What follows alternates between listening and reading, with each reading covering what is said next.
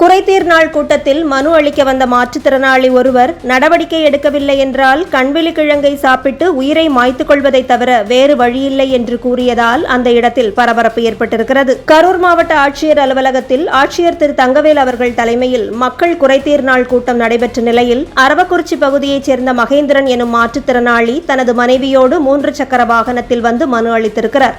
அவர் தனது மனைவியோடு பூர்வீக இடத்தில் குடிசை வீட்டில் வசித்து வருவதாகவும் தனது திருமணத்தை ஏற்றுக்கொள்ளாத உறவினர்கள் அவரது மனைவியுடன் அடிக்கடி தகராறில் ஈடுபட்டு வருவதாகவும் கூறியிருக்கிறார். சில தினங்களுக்கு முன்னர் தனது உறவினர்கள் வீட்டின் கூரையை பீத்து எரிந்து விட்டதாகவும் இதுகுறித்து அரவக்குறிச்சி காவல் நிலையத்தில் புகார் அளித்தும் நடவடிக்கை எடுக்கப்படாததால் கூரையில்லாத வீட்டில் மனைவியோடு வசித்து வருவதாக வேதனையை தெரிவித்திருக்கிறார். தனது வீட்டு கூரையை பீத்து எறிந்த உறவினர்கள் மீது உரிய நடவடிக்கை எடுக்கவில்லை என்றால் கண்வெளி கிழங்கை சாப்பிட்டு உயிரை மாய்த்துக் கொள்வதை தவிர வேறு வழியில்லை என்று அவர் கண்ணீர் மல்க கூறியிருக்கிறார். இதனால் அந்த பகுதியில் பரபரப்பு ஏற்பட்டிருக்கிறது.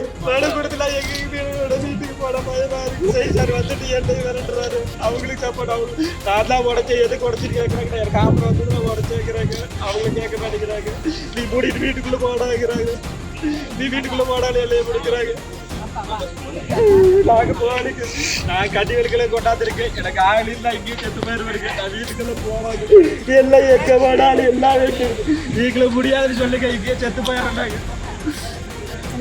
2 பொம்பளை சேர்த்துட்டு எங்களையும் காலையில இருந்து சாயந்தரம் வரைக்கும் 1.5 வருஷமா உயிர் இருக்கிறாங்க.